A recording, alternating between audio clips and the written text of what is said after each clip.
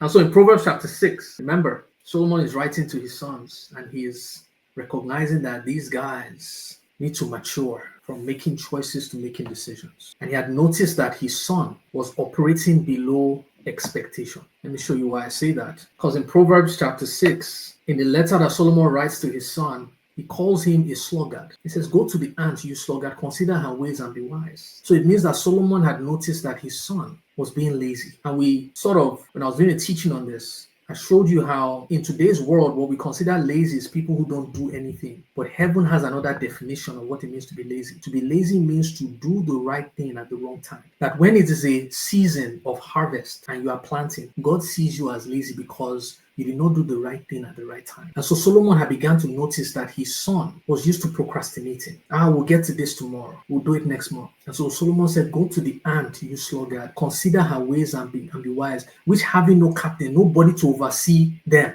They do the right things at the right time without supervision. Verse 9 now says, how long will you slumber, O sluggard? It's like Solomon is like, at this stage in your life, you should have been farther along by now. It's like, how long will you stay in this state? You are the one who is supposed to give us international expansion. How is it that you are still here? How is it that you are still struggling with it? How is it that you have not fully committed to wisdom and you are still being susceptible to the temptation of the immoral woman? Time is running out. You should know better by now. And so in chapter 7, Solomon now writes a personal story that he himself witnessed. And I believe he's using a story here because stories help us to connect. It's like maybe my son is not really getting these instructions I've been giving him. Maybe a story, maybe hearing a story of how someone in a similar age range that he's in made the wrong decision and ended up losing their lives. And so in this story, it captures the early demise of a young man who ignored wisdom and followed the voice of the immoral woman.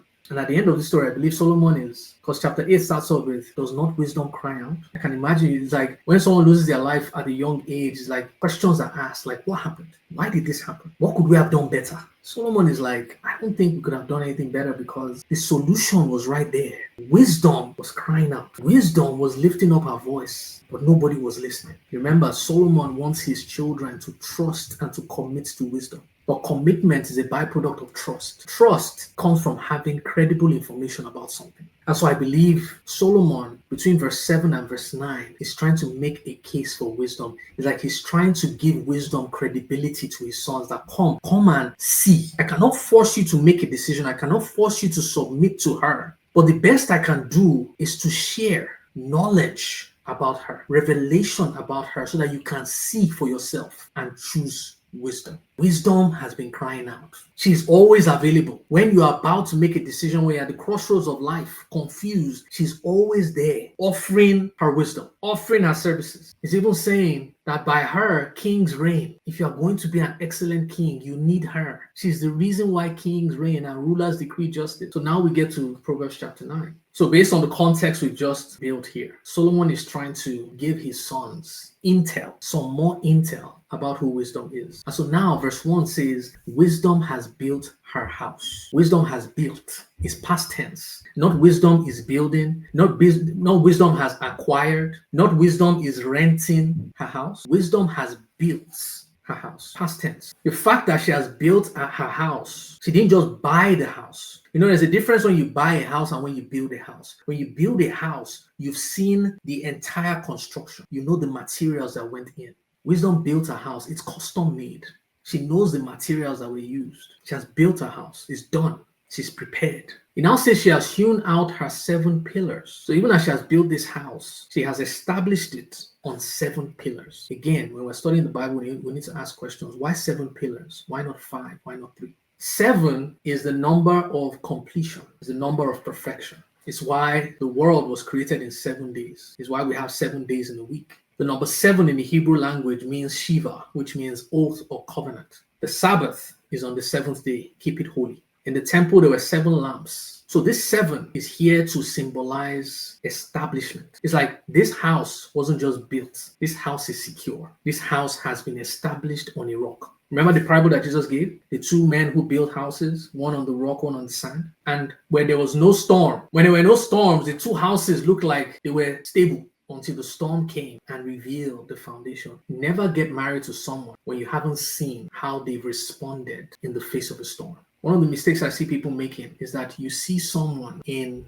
good weather, in a good season, and you make a permanent decision based on a temporary season. You see them in the summer of life and you make a permanent decision based on how you met them in a good season, not knowing that when the season changes, you will see a different version of them. You need to wait to see. Even if you're not going to wait, you need to ask questions like, how have you dealt? If you haven't been through stuff, been through storms, and I can see how you were able to overcome, how you remain sturdy in the midst of the storm, I'm not ready to make a decision. So wisdom has built a house with 7 pillars. It means regardless of the storm that comes, we're always going to be standing.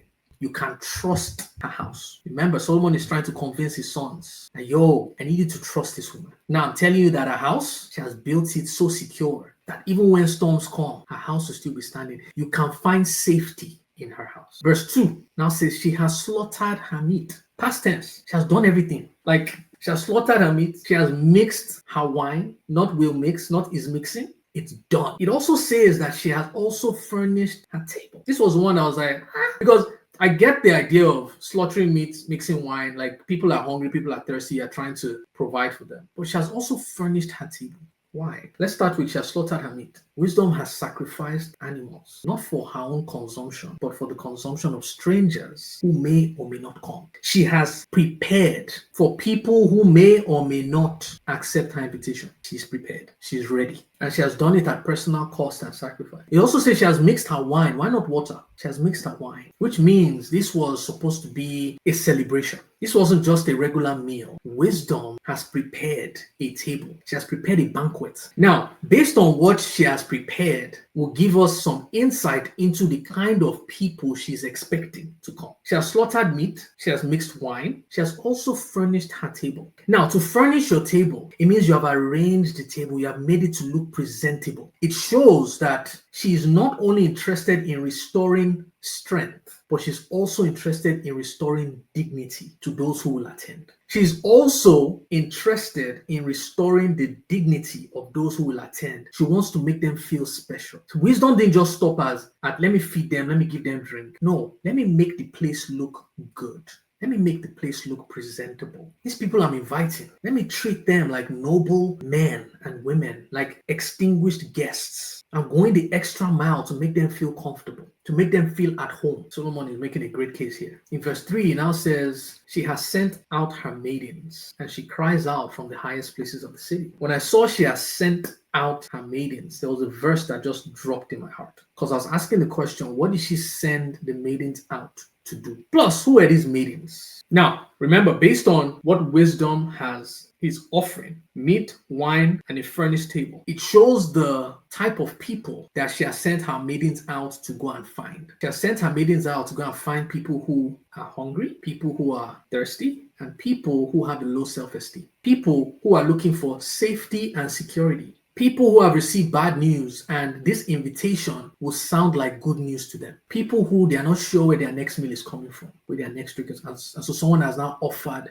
to give you something for free. You don't have to prepare the food. You don't have to mix the wine. You don't have to build the house. Come. It's all done for you. You don't have to earn it. You don't have to buy it. That's already been arranged. Are you seeing a picture of grace and works? Go and tell the people it has already been done. Go and tell people the good news that Jesus has already paid the price. But you need to go to the people who will prioritize this invitation, not those who will ignore it. When I read, she has sent out her maidens, the verse that came to my mind was Romans chapter 10. Romans 10:14. Remember, wisdom has sent her maidens. Romans 10:14 says, how then shall they call on him in whom they have not believed? And how shall they believe in him of whom they have not heard? And how shall they hear without a preacher? And how shall they preach except they be sent?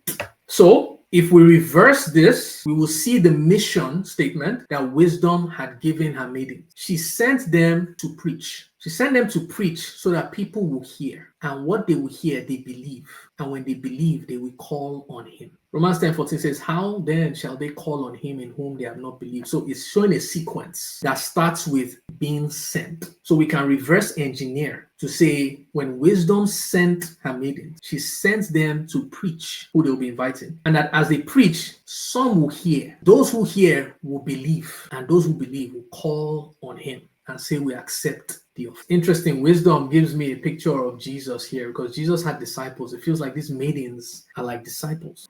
Wisdom has duplicated herself in other people to go and do the same work that she's doing. She has sent out her maidens. She cries out from the highest place of the city. And in verse 4, she's now giving us the message that she preaches, that her maidens will also be preaching. She said, whoever is simple, let him turn in here. As for him who lacks understanding, she says to him, come, eat of my bread and drink of the wine I have mixed. So this was the message that we're preaching. This is who they were sent to. Whoever is simple and whoever lacks understanding. He now says, she says to him. So the message that they were sent to preach is in verse 5. Come, eat of my bread and drink of the wine I have mixed. What are you seeing here? Verse 5. When you see eat of my bread and drink of my wine which I have mixed, what immediately comes to your mind? So what is wisdom saying? What's the message that she's preaching? Let us have communion together. Let us have communion. The message that they're preaching is come, let us have a relationship. That word communion, break it down. Communion. Union is to become one. So when she's saying, let us have communion, let us become one. Because relationships are our most valuable assets in life. Your relationship with wisdom, your relationship with Christ is the most valuable thing. Relationships are the most valuable things in life. Not money, not cars, not houses. Relationships give us access. Forging a relationship with the right person literally changes your life. And a lot of us can testify. When you decided to have a relationship with Jesus, everything changed. It's not when you had $1 billion. People who have $1 billion who are miserable right now. When you come into a relationship that you trust, it is better than silver and gold. Wisdom is saying, come, let us have communion together. Let us have a relationship. Thank you so much for watching. If you enjoyed this clip and you'd like to watch the entire Bible study session, make sure you click this link here. And if you've been blessed by this channel in any way you feel led to support, please consider clicking the link below. And for any amount you give, you get a free Bible study masterclass where I teach you how to unlock the 3 dimensions of the word. Literally, I'm going to be teaching you how to study the Bible in 3D. If you also feel led to support us on a monthly basis, consider becoming a member of the YouTube channel where you get some exclusive perks as well, like becoming a part of our monthly book club. Thanks again for watching and God bless you. See you on the next one. Take care. Bye-bye.